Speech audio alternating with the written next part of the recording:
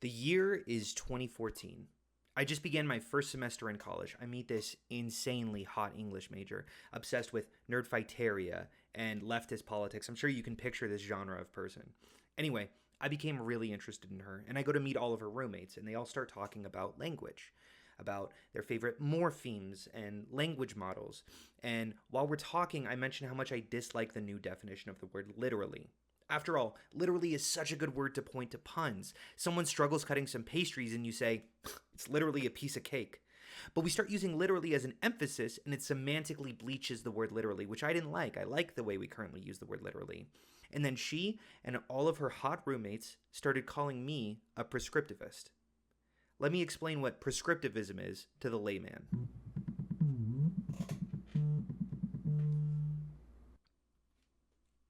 Hello? You called? What? This is Layman. You know, it sounds like you're prone, but lay isn't the right verb, is it? No, you're thinking of my brother, but you don't want to talk to him. You can't trust a word he says. Well, that makes sense. I mean, obviously a layman would use the transitive. Huh?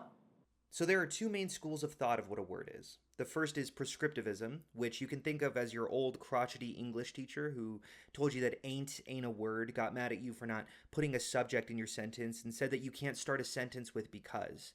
Because this person was pretty obnoxious, linguists came hard against it and developed their own theory of language called descriptivism. You could just do that? You could just make a theory where ain't is actually a word? Well, the crotchety old teachers were pretty obviously wrong and inconsistent. I mean, first off, ain't is in every single dictionary you can find. The idea that the purity of the English language is under threat is pretty silly. No language has ever been pure. I mean, every single word introduced into the English language started out as informal until it became so universal that it developed into a formal one. Like the word apron, for example. It was people mishearing a word so consistently that we just changed the spelling to match how people spoke. And you can rage about how language develops and try to go back to the original pronunciation of the word, but no one will know what you mean when you say napron, even if you contend that that's the correct spelling. But those English teachers didn't say that, did they? Like, they didn't just keep going back into the history of the English language and pretend like the first version is the only valid one. Right. I mean, prescriptivism is basically refusing to acknowledge that languages naturally evolve based on how people use them. Descriptivists acknowledge that it's all a popularity contest. If some words don't become used as much, they get dropped, and if they get spoken a lot, they'll get introduced into the language. Okay, I think I get it, but why is the thumbnail clearly showing you in between prescriptivism and descriptivism when you kind of clearly prefer one theory to the other? Well, that's just going to be the rest of the video, and I want to drop this bit, so I'm just going to pretend to hang up at this point. Okay, fair enough. Bye! Another way we can see this is we can imagine language like borders and dictionaries like a map of the world. Let's imagine the moment that Czechoslovakia split into Czechia and Slovakia back in 1992. They're negotiating the border split, but one of the advisors points to the map of the world behind them and says, "But sir, it's one country. It says so right there." Like, what a dumbass. We obviously can just wait like a week until the decision gets made and the maps will update. We determine the borders, and the map updates. The map is not the authority. It just responds to the authority, which is us. And here's an important point.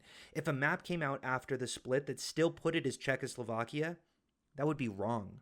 Maps can be wrong, and analogously, dictionaries can be wrong too. Let's look at a word like moot.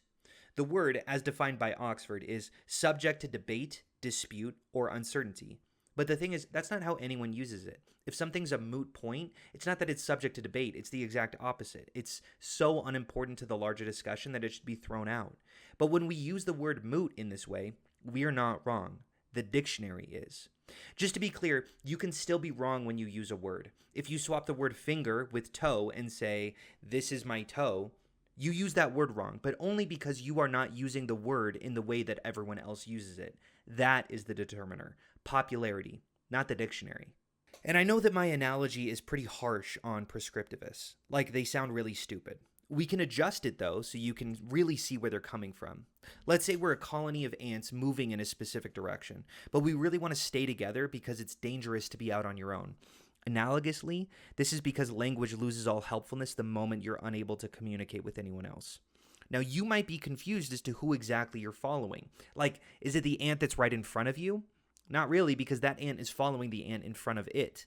So you're really following that ant. Well, okay, what about the front ant? Well, there's not really a front ant. There's a front line of ants. But even then, sometimes these ants move in two different ways, and one of those ways gets corrected into the other one. And even if all of the front line agrees, if the rest of the ant body doesn't follow, the front line will join with the rest of the body, and the ants that were part of the ant body become the front line. So, who is really in charge? The answer is basically no one. We're all moving forward, untethered, ungrounded, not really locked into one specific path, but moving forward into whatever the group writ large decides on. And if you're an ant that wants to move in a specific way, maybe because there's danger that you see up ahead, or maybe because the view looks nice if we turn to the east, you can try moving the colony, but you're going to need to get a sufficiently large number of your brothers to come along with you if you want everyone to follow. So now that you understand what a prescriptivist is, do you think that I was a prescriptivist when I said that we shouldn't use the word literally? Second question. I made a video a few months ago where I said that we should use the word woman for those who identify as such. Someone commented this: I am also confused that you are prescribing and enforcing how people should use a word to express themselves when you say yourself that you have outgrown your prescriptivism.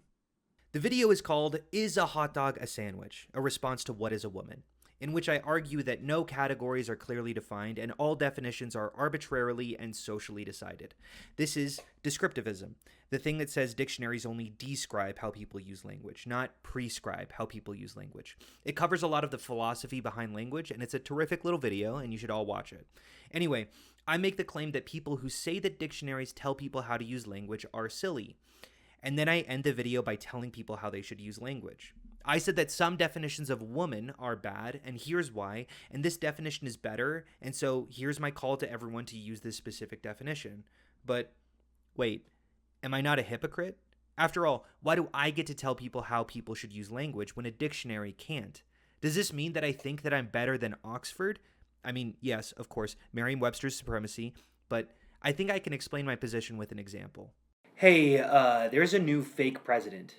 Is anyone concerned about this? What do you mean a fake president? Well, everyone's saying that the new president is the president, but he doesn't say that he is. Hello? I study current affairs. Well, he said that he's not the president. Just to be so clear, I said he wasn't the president a few years ago, when he wasn't the president. He's the president now. Well, you said that he wasn't the president, so he's not the president. Are you familiar with the concept of time? Dude, how are you trying to convince me of something and your only source disagrees with you? No. Presidents exist in the Platonic ideals, and people like him act as prophets to ascertain what exists in realms beyond. I think we all know that I've never said anything like that. Wait a sec, can I pause here? I think this is getting confusing. Just to be clear, I'm the prescriptivist in the analogy, you're the dictionary, and the president is a new word being introduced into the lexicon. But I don't know who you are. Me? Yes, you. No, I'm me. Well, we're all us. Like, from an identity perspective, or is this a play off of the fact that we're all played by the same person? Will you shut the fuck up, Dan Harmon? No one enjoys meta except Mark Zuckerberg. Dude, you're the one who wrote this thing. Why are you mad at us? Okay, time for you all to leave now and a new person to come in. Hi, hello, new person, who represents descriptivism, by the way. How are you? Can we please not get lost in these stupid bits and make a point now? Hi, yeah, I'm the descriptivist who recognizes that that first person was a psycho. I mean, we can use our brains and realize that presidents are collectively decided on by a populace who votes for them. It makes no sense to treat them like they won't continue changing because, obviously, so too are words. Because maybe people still aren't getting the metaphor here. I think they are. Please stop. Okay, so now that we have figured out how presidents are elected, who would you like to be president? What do you mean? Presidents are collectively decided on by a populace who votes for them. Yeah, I know. But who do you want to be president?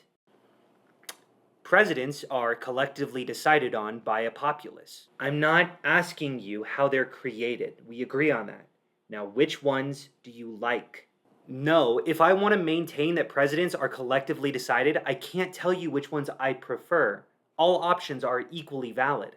No, Trump was president. I didn't like that, but he was president. You can say that that person was a president while also saying that you personally do not like the president. Huh? Okay, so which ones are your least favorite presidents? Well, of course, I do secretly have least favorite presidents, but because I misunderstand my own position, I believe that that means we have to like every president. We have to like the president. That's the point of a democracy. No, you've got that exactly backwards. In order to have a continuous democracy, we need to express our frustrations. I dislike Trump, for example. How about you? Wow, you're just like that first guy who believed that presidents are fake. Okay, I'm not saying that I don't believe that Trump wasn't the president. I am saying that he was, and I don't like that he was. Those are quite literally the exact same thing in my mind. All right, I'm not going to say that you're as stupid as the first guy, but I don't want to be in your camp if this is where your position stands. Descriptivists are almost like political scientists. Like they are debatably the most knowledgeable people on the field of democracies. Now, don't you think it would be a little strange if political scientists refused to vote? I'm going to throw in one last example in case you don't get it yet. It's kind of like slurs. I would say that you shouldn't use that word, even though it is grammatically a word, and that that's very different from someone saying that the N-word is simply not a word. It is a word, but I don't think you should use it. See, the thing about language is that linguists are correct when they say it's essentially a democracy. But then when it comes time to vote, they feel like they shouldn't. But prescriptivists are pretty stupid too, so I made a graph like the little math nerd I am. Now here is the graph that I made. Here is what prescriptivists care about. You might notice that this is essentially just a reversed timeline of the origin of certain words. It's reversed because the older a word, the more a prescriptivist would like it. This isn't a perfect generation of what prescriptivists actually believe, because there is a certain point where a word will become so old that prescriptivists will no longer claim it. But this is because their ideology is so inconsistent that it's impossible to plot. So I had to simplify it in order to create a graph. You have words like biweekly and slither that they love, and words like riz and fleek that they hate. Now let's introduce the descriptivist axis. You can see that they really only care about this y-axis. Drawer has been a word for almost 1,000 years, and mediums is a relatively new word because the plural is technically media, but descriptivists look at how popular the word is, and because they're both popular, they're both words. But don't you feel like this is missing something? In that original anecdote about the word literally, I wasn't being a prescriptivist. I wasn't marking an essay incorrect for using this new definition, or correcting people on the subway about it not being a real definition of literally. I was simply saying that I don't like it. And there's more to this than a silly story about not hooking up with a hot English major in college. If all words are valid as long as they're popular, I have some pretty sad news about the definition of the word woman. The more popular definition is the one where women have 2 X chromosomes. Do linguists not get to have a say about how exclusive that definition is because it's more popular? If we say that there are no incorrect usages of language, how is that compatible with the fact that some words, definitions, and categories can be concerningly harmful? And what about dying languages? Isn't a descriptivist locked out of saying that endangered languages should be revitalized? After all, Romani and Yiddish are significantly less popular than the other Eastern European languages in that region. If you stand up and say that you want to revitalize the languages destroyed from the Holocaust, isn't that a form of prescriptivism? Well, no. This is all resolved by introducing a new axis, my theory of linguistics. It's called Mescriptivism. What?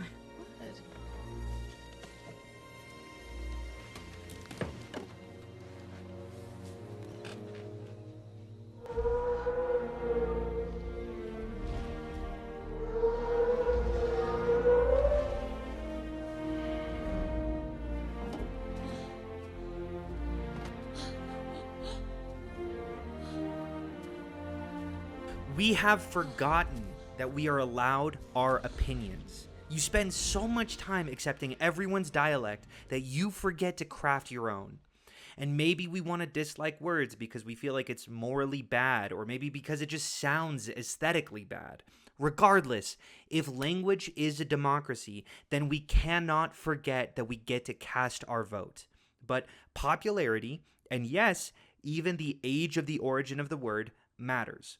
All 3 theories, Prescriptivism, descriptivism, and mescriptivism are combined to form this three-dimensional graph, and I'll go over each octant, which I've colored. So the first octant is the one where we all agree on. Prescriptivists, descriptivists, and mescriptivists. They are old, popular, and I personally really like them. Here are some examples. Slither and slumber. What perfect words for what those are. What's the word for slither in Chinese? Let's check that. 滑行 Nope. Wasing, cool word. I'm sure you have other words that are better than ours, but that's not what a fucking snake does. A snake slithers. You can feel it on your tongue. And it's not just words that sound good, it's words that have fun origins. Like, do you know where the word escalate comes from? It's a back formation from escalator. Escalator came first, and then we invented the word escalate. Helicopter is a common example of rebracketing, which is when we misinterpret where the prefixes and roots are. What is the etymology of helicopter? Most say, okay, helio, like the sky, and cop, maybe? Cop, like a police officer? I don't know. Nope. The word comes from helico, meaning spiral, and pater, meaning winged. Yes, the same prefix in pterodactyl is found in helicopter. That's it, but it's cool as hell in my opinion. Another case of rebracketing is sacrilegious. What does that prefix mean, sac? Well, religious comes from re-ligar, meaning to bind again. The prefix sac isn't actually sac, it's sacer, like from sacred, and illage is to take away. So we have the words sacrilege and religion coming from completely different places, and they just kind of bent towards each other in a beautiful example of convergent evolution of words. Now here's another fun one. Poop. Do you know where the word poop comes from? It was a children's euphemism of imitative origin, according to Etymonline. That means your mouth is the butthole. Poop. A little splatter at the end. Do you know how many words we have for poop? Poop is now the established word, but it used to be the euphemism. Do you know how upset I'll be if I'm 85 years old and the most common word for excrement is dookie? Poop is where your mouth gets to be the butthole. If we lose that, that would, well, it wouldn't be awful, but it would suck a bit. Now, notice that I'm saying that if dookie becomes the more common word, that would be incorrect, that would be wrong in any sense of the word. It's just something I personally wouldn't like very much. If we want poop to stick around, which I do, we should talk about how funny that etymology is. We should revel in how cool that word is, as well as words like slither and helicopter, and remind people that we don't want to lose these words. That's why I'm calling this particular approach Protect the Earth. I want to be a metaphorical environmentalist, asking people to walk around and smell the flowers so we remember that we need the smell of pine in our nose. Semantic drift comes for us all, and we cannot let it erode the cliffs that we hike through. Let's contrast Protect the Earth with its inverse octant, one where every theory doesn't like it. These are new words, unpopular, and I do not like them. In Mean Girls, when Gretchen was trying to introduce the word fetch, Regina was shown to be the bad guy for dismissing Gretchen, shutting down that word that was going to be introduced into slang. But here's the thing. Regina was cookin'. Fetch has such a low ability for linguistic dissemination because it has nearly no ability to adapt into different grammatical structures, and Regina, as an early adopter of new linguistic phrases, has a reputation to uphold if she wants to maintain her status. It is important for people to attempt to make new words, but it is equally as important to nip these in the bud if they are unhelpful and or bad. Both. Ugh, both. What a disgusting word, both. Both is so much better. Not, again, because it's correct, but because I think it sounds nice. Both sounds disgusting and it's picking up steam. Homogeneous has two acceptable pronunciations. The much more common homogeneous and the much less common and infinitely more disgusting homogeneous. And linguists are scared to say that it's disgusting, but I am brave enough to say what the masses fear to utter. Homogeneous is a disgusting word. It's too brash and hard, and you miss the ability to hit a soft G, which I do believe you should say as often as you can. And you might say, oh, doesn't homogeneous have a soft G too? Well, then I don't know why I hate it, but that doesn't mean I don't get to. My wife says remote. I want to chalk it up to a regional accent, but her and her family are the only people in the area who say it that way, except her brother, who said that it was bullied out of him in high school. I encourage this behavior. So I call this response, stamp out the spark. We are in a forest that could be set ablaze at any moment. Fast forward 20 years, we're all saying both like a bunch of assholes. Bullying is sometimes good. Clip that. I don't care. I will say hand me the what every time I hear remote until it's corrected to remote. Is this petty? Absolutely. Should you only belittle people when it's clear that it's trivially unimportant? Probably. But we need to stamp out the spark. The fire is right next to the trees, and this can all leave us at any point. So when I hear one of you say chalant, lol, like nonchalant, but remove the non, it's someone who's really dedicated to their schedule. I will scowl at you. That doesn't sound like the word chalant at all. Chalant is the word that sounds like you're easygoing. If anything, take off the word non because it's confusing. Don't introduce a new word just to have fun with it unless it actually sounds good. Chalant ain't doing it for me. I got a lot of these too. Acrost needs to die. I was just trying to get the idea across. My mom said this, and I asked her why she pronounced it that way. She said that it was past tense. Motherfucker. I will kill you. I love you and appreciate all you have done for me, but if you ever imply again that a preposition can be past tense, I will murder you. Keep an eye out for this, because it is way more common than you think. Stoke and ego is becoming a bit more popular, but have we considered that it is much better to use the original stroke and ego? You just want to get your ego stroked. It sounds like masturbation, and masturbation is very funny. It also works because it helps with the imagery of ego boosting. It's perfect, and you should not change it. Also, I was coming up with these phrases with my brother, and he kept saying, it's stomp out the spark. Why are you saying stamp out? And we looked it up, and stamp out is more popular. So I will stamp out the usage of stomp out. He argues that stomp makes more sense visually, and I argue that shut the fuck up. Moving on. Socrates once said, the secret of change is to focus all of your energy not on fighting the old, but on building the new. And I say, fuck you, Socrates. I contain multitudes. I'll do both. Thank you very much. We will fight the old when it comes to words that both prescriptivists and descriptivists like, but I do not. Can we have a conversation about the word drawer? It's a stupid word. Not like a cupboard drawer, which stay in your lane because you suck too. Drawer. Like someone who draws. It's hard to pronounce, and we always have to say, oh, are you a visual artist? Like some kind of asshole, because it's impossible to say the word drawer. If that's what we're doing anyway, why not cut the word completely? Maybe we can say picturer, because I want to say, picture her, I hardly know her, and it will be hilarious every time. And drawer, while we're at it too, expand cupboard so that it includes all drawers. Cupboard is an awesome word. Drawer sucks, moving on. Bi-weekly.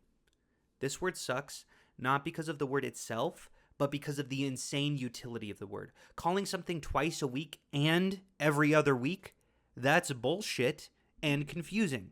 Here's my proposition. Bi-weekly is only twice a week.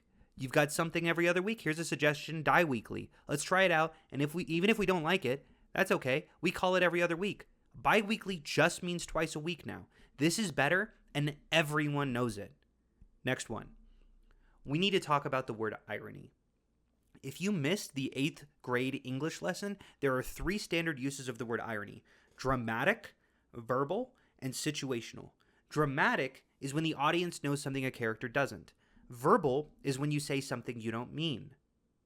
Fuck out of here. Someone goes, that was awesome, and that's ironic.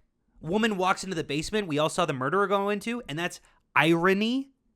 I want you to be booed out of every living room if you open your mouth and say, haha, that's so ironic. Situational irony is the only type of irony. I want this shit purified because I need to feel like Walt Whitman when I say the word ironic. Health nut poisons himself to death from antioxidants? That's fucking irony. Hell yeah. You died because you were obsessed with staying alive? That's a Darth Plagueis kind of literary death. Saying weather looks nice when it's actually snowing? You call that ironic, and I will personally kick you in the face. I want to talk about Elon Musk reading Pale Blue Dot. Channeling Carl Sagan. Look again at that dot. That's here. That's home. That's us.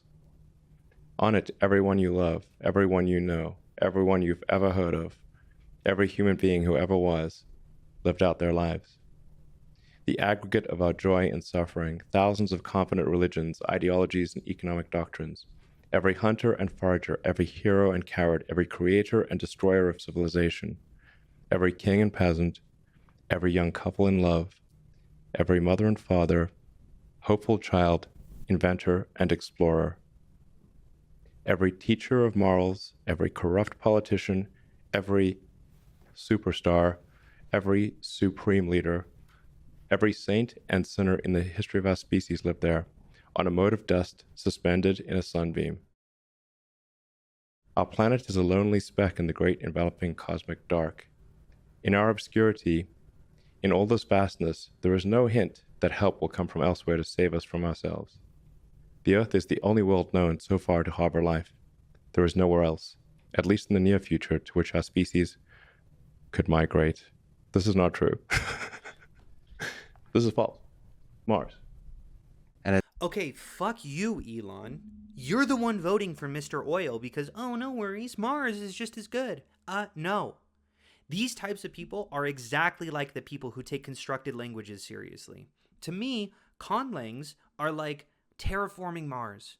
I'm sure it would be fun to be an engineer and get drunk with buddies and come up with plans to terraform Mars, but why are some people trying to make Mars a habitable planet? Oh, Earth is falling apart. We need to move to Mars. Homie, we have a near-perfect planet right over here. Have we fucked up the environment a little? Yes. You might think I'm downplaying how fucked our environment is, but remember, I am comparing this to a planet that is hospitable to exactly 0 people. And if you think we should focus on making a brand new planet with no oxygen, instead of just fixing a couple things about this one, you are delusional. And that's how I feel about conlangs. Are we seriously trying to invent an entire language whole cloth? Fuck Esperanto. It is a fun thing to do as the final for your linguistic class. It ain't ever gonna be better than anything that we've spent thousands of years crafting into something actually good. No one will catch on. Why bother? So if you want to be creative, here's how to fix the English language. Build the new. Sometimes we get to be Gretchen. Regina is trying to stamp out the spark, a 000, and Gretchen is trying to build a new. And you might say, oh, so the only difference between these responses is how much you arbitrarily like this word? Yes. How have you not gotten that yet? So let's look at this octant of the graph, and here's a word, octant. I've been using that this whole time, and somehow you knew exactly what I meant. It's not technically a new word. It's been established in Euclidean geometry, but I will use this word as often as I can so we can confirm this into common vernacular. Here's some other good ones. The ISO language code for Spanish is ES. That makes me want to call it Espanish. So I will. That's more accurate to the Spanish pronunciation anyway. That one probably will not catch on, but I want it to. Here's another one. Genre of people. I used this earlier in the video, and I say this constantly, and it has yet to catch on, but it will. It's so much better than other qualifiers of people because genre implies the natural messiness and ambiguity of categories, and also, I want to say genre as much as possible, mostly because every once in a while you can pronounce it like Alex Trebek does. A genre category. This genre of art, this genre of novel, this genre of game, this alliterative genre, this fantasy genre, this spooky genre, this popular genre, this 6-letter genre, this genre about a low-born scamp, the genre of American local color ballet, the sword and sandal genre, a Japanese cartoon genre, a TV genre, 1970s genre of film, the 60s musical genre, this very American genre of music, king of this musical genre, master of this literary genre. Genre. I love it. I love it. Adding ol as a contraction to any word when typing. This is an interesting one because I didn't notice I did this until someone pointed out that they've never seen this before. But I'll type my brother'll be here in a sec, and I think it's clear and concise, and I like the consolidation of language. Here's some more. My fault. I heard this from work one time, and I love it, and I will use it all the time. Forget my bad. I'm sorry is already on the way out. My fault sounds round and full and says so much about your genuine regret. I love it. Swag was really big like 15 years ago, but now it died down again. Let's bring it back. You might say, isn't that the word that was made big by that half-assed rapper with no lyrical ability and just made a shitty dance that every 11-year-old loved? Yes, that is correct. I'm another sad bond, turn my swag on, took a look in the mirror, said what's up, yes, get money. Here's a new suggestion.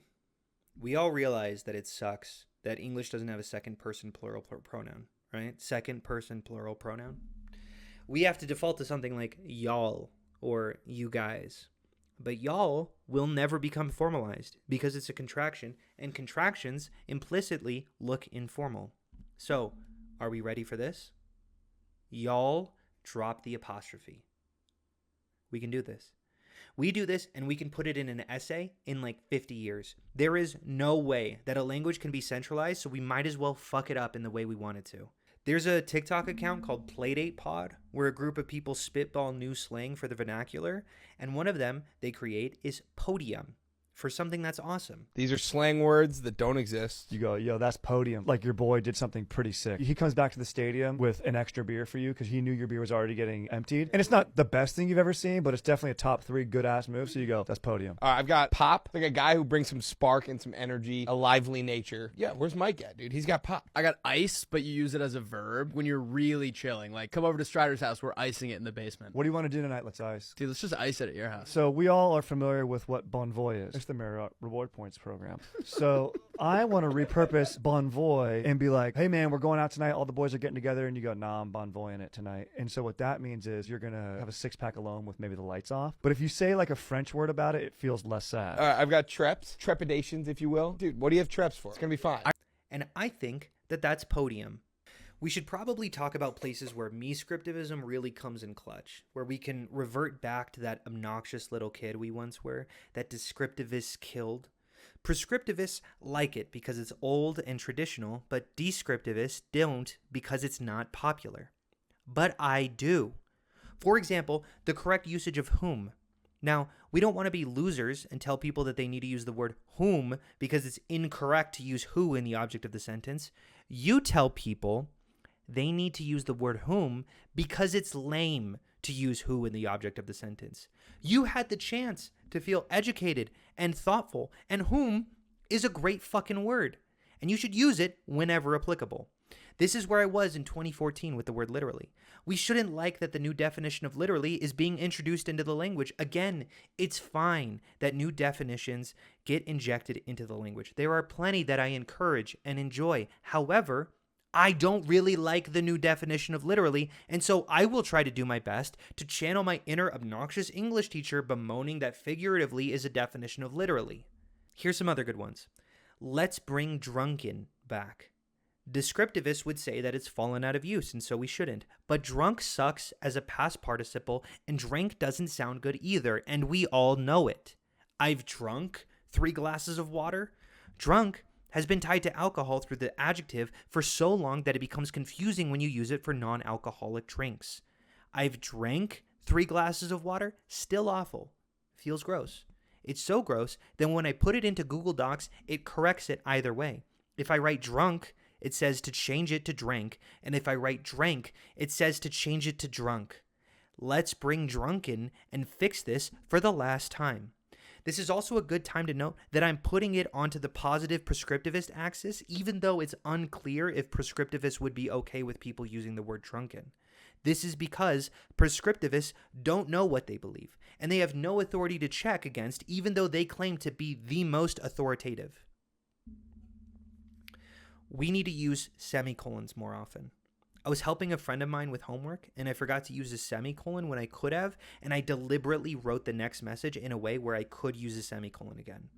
We should use semicolons all the time to remind people how neat they are and start a movement to revitalize semicolons into the public consciousness. Is this important? Yes. Yes, it is. You ever correct people on the word nauseous? The old definition of the word nauseous is that the receiver of nausea isn't nauseous, the sender is. These fumes are nauseous, and if you wake up with a headache, you aren't nauseous, you're nauseated. The headache is nauseous. Now, obviously, we don't use words like this anymore, but I like to, for no particular reason. Honestly, using nauseous the way that everyone else does is fine from a correctness perspective, but why not use that definition when it sounds better? The problem was never that we preferred to use these archaic distinctions. The problem was our reasoning for doing so. There are also words that we've lost hundreds of years ago. Words like yay, which, if you didn't know, was our old version of a second person plural. It was dropped because we didn't respect tradition enough. Now we have to use y'all or yous, which aren't necessarily bad, but they are very informal. Cue why we need to drop the apostrophe. This response is called respect tradition. So obviously the inverse of this on the other side of the 3D graph is called reject modernity. The new, uglier definition of nauseous is here. There are other words here that suck. TikTok started shadow banning the use of words like kill or death. Of course, this was mere speculation, but that didn't stop every Gen Zer from incorporating unalive into their language. This wasn't so bad, but people are saying this out loud outside of TikTok now. I overheard my 17-year-old brother saying this a little while ago, and it genuinely rattled my brain. Why? That word is so gross. Unalive?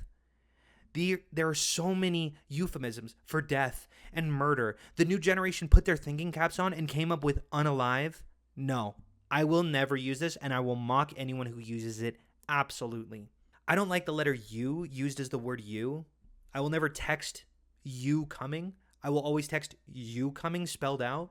I will use slang all day, but I don't personally like you. But I feel less strongly about this because my dislike on the Mescriptivist axis is much less extreme than the word unalive. So I won't mock people who use you, but I will adjust my personal dialect to never use it to encourage others to follow suit.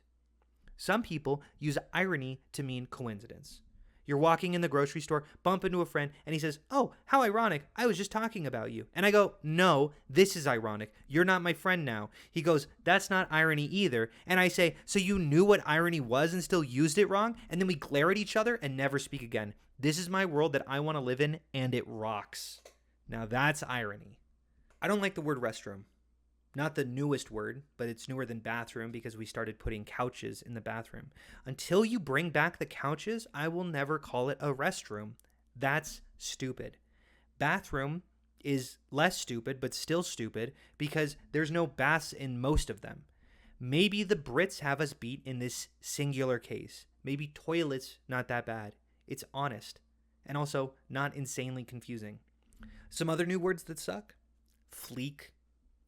But Hunter, isn't that racist to say that a word created by black communities is bad?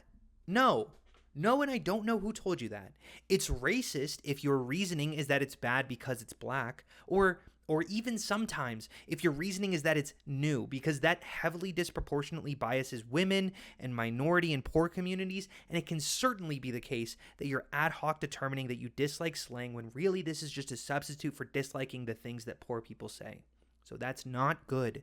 And those people exist so thoroughly that I understand why we have, as a reaction, said that it's just not okay to say that slang and new words are bad.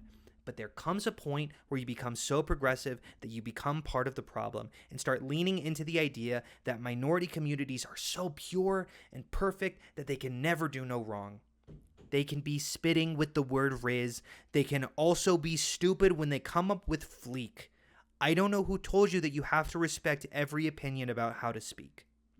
There's not too many in this octant, but we're starting it off with prescriptivists at 1 and me and the descriptivists at 0. These are words that are starting to die, and I want to knock a nail in the coffin. What is the past participle of swim? As in, I've blank my entire life. Most people would say swam, and that is correct. I don't give a shit what the dictionary says. Swum is not a word. Swum sounds nasty. The people have spoken, and yet losers keep saying swum, and I will bury this word into the ground myself. You sound obnoxious, and it's confusing, and the grammar needs to change officially soon. So that one is called Hate the Sinner, and this one is called Love the Sin. I love when me and my fellow descriptivists can unite to come up with words to drown out the prescriptivists. The plural of medium is a media. Fuck you. Mediums. Mediums. Let's use several different mediums to show how stupid you are when you say media are. Is the word okay a stupid joke made in the 1840s? Yes. But we said, as a society, let's just forget that it was a joke to begin with, and while we're at it, spell it phonetically so we can forget that it was even an initialism to begin with. Oh, initialism as opposed to acronym. Let me add that to the graph. Riz is a fucking baller. When the derivation of the word is pulling from the infix, inject that shit into my veins. Riz from charisma, flu from influenza, fridge from refrigerator. I love that, and I want more of it, and when it becomes popular, I want to fan that flame. There are also really cool phrases that meet a much better niche than others. Out of pocket is an amazing little phrase. That's all 8 sections. Sometimes a word needs an intersection of multiple sections, though. Let's look at an example. Do we all know the word ow? I don't like that. It is an amazing word. It's got like a crunch to it. The only problem with the word is how it looks. It's spelled ion. People text this to me and I pronounce it ion and wonder why we're talking about electrons. So that's some bullshit. So I have a new idea. I''on. Ow. Let's make it clear what this is and everything is solved. So the spoken word ow belongs in Love the Sin. The popular spelling I-O-N is reject modernity. My proposed spelling I''on is build the new. This is all very complex. The data are clear about this. I'm sorry, what? Data is not plural. Actually, data is the plural of datum. Excuse me, nerd. Data is an uncountable noun. What's the singular and plural of water? Water. What's the singular and plural of data? Data. I don't give a rat's ass where you got your doctorate. Treating data like a plural is grounds for being killed extrajudicially by the state. I hate you. You're someone who decides that you know better than every other person who says that that sounds stupid and that we need to move on from it. This is another proposal that exists between multiple sections. You know how person and people used to be different words? Persons was the plural as well as peoples. Like a people is a group in a specific region. Spanish still maintains this distinction. They have persona and gente. Anyway, we should treat data and datum like we used to treat person and people. Person, persons, people. Datum, datums, data. That's my proposal, and I am fully aware that I will soon be approached by pitchforks. Just know that they killed him because he spoke the truth. Keep in mind, these are fully up to my preferences. Your graph can and should vary from mine. This is my own personal dialect, and everyone should have their own. We mix and match. Word of the day, personal dialects are called an idiolect. I hope you saw cool things in what I did and comment with cool ideas for me to implement into my vernacular. And if you hated something I said, I hope you bully me in the comments. I really mean it. Tell me why y'all should absolutely not drop its apostrophe. Because as people who love language, we always want approvals of new words, but we forget that it's just as important to disapprove. Tell me why some of my opinions suck and fix them for me. I want to update my graph. To bring this all full circle, let's work with the politics analogy. Everyone has a vote with how the English language should function, or at least all English speakers do. Disagreeing doesn't mean that I don't want you not to vote. Well, I don't want you not to vote if it means you're going to vote for something stupid, but I want you to have the right to vote. My friend Josiah was on a political panel recently where he said that in his ideal world, every person would vote Democrat, and he got accused of wanting a single-party state. No, again, I don't want to just like eliminate all conservatives from the political equation. Now, I will tell you, I would love to politically neutralize the Republican Party. If I could take every Republican out of elected office, like if they were no longer holding elected office, I think the country would be in a better place. So you want to go Because I to a think the one-party state? But that's incredibly disingenuous. A single-party state is state-enforced, like the USSR. The Liberal Democratic Party of Japan has been in power for basically 70 years straight, but not because Japanese people are forced to vote for the LDP. It's because they're very popular. I would like my way of speaking to be dominant in the culture, but I don't want to enforce that through the dictionary. All rights are complemented with a responsibility. The government not restricting our freedom of speech is immensely important.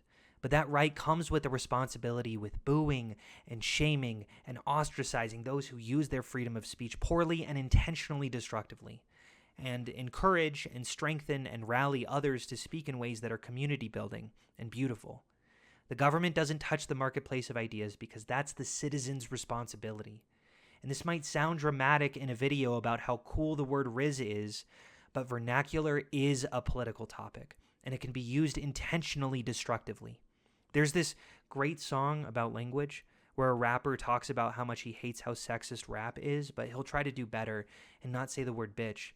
And he slips up like a line later and says, "Forgive my favorite word from her and her alike, but I learnt it from a song I heard and sorta liked." Language is powerful, and if we don't critique those who use it cruelly, we fall prey to becoming cruel ourselves. That might not sound like a real problem, but this video is essentially a part 2 to me explaining my opinion on the definition of a woman, but we built a house of cards where opinions on language aren't warranted, and so my argument was dismissed on those grounds. And I can't be the only one who doesn't think that that's not dangerous. Final thought, there's this old vine. How do you know what's good for me? That's my opinion! The context of this video is this. I don't really care if you like him or not. Say You bad don't have to things sleep with him. about You Brooks. don't have to vacation with him. You don't have to do I didn't anything say with bad him. things about Well, Brooks. I said and I don't think that he's good for you. How do you know what's good for me? That's my opinion! Don't you get it? Why can't anybody have an opinion but you? And I yell. Do you not How get do it? you know what's That's good my for opinion. me? Why don't you tell it to his face instead of me? I've And talked to instead him. of my Me friends. and Brooks are better than me and Why you. don't you just say to him, I don't think you're a good guy. Leave me out of it. Leave my friends out of it. Oh my God. And That's this the happened in the problem. very beginning of the season, and the last time I saw him, he Or talked it. about beating you and calling you a whore. Yeah. She heard that he was talking about beating her, and she wanted to tell her that she thinks that he's not good for her. Does she know that he's not? Does she have a factual basis that he'll treat her poorly? No. We don't have the facts. But we have our opinions. We need to stand our opinions and share them and listen to others and change them together. And growing up is realizing that this woman was so fucking correct regardless of how many people shitted on her. Yeah, that's literally my opinion, and that's totally okay. She is unironically so intelligent for this because she recognizes opinions as valid and important on their own merit. Anyway, that's about it. I know that this is basically my most anti-intellectual argument I've ever made. I'm fully saying that the majority of people who study this subject are using language poorly, so if you feel like I'm wrong on any of this, hit me up on Discord or Twitter, and we can record a video of you telling me why I'm wrong on all of this, and how I should never fight with academia again, and I'll post it with my public apology. Like, follow, hit that bell, comment, tell me you love me, and give me the affection my father never gave to me. And thanks so much for watching.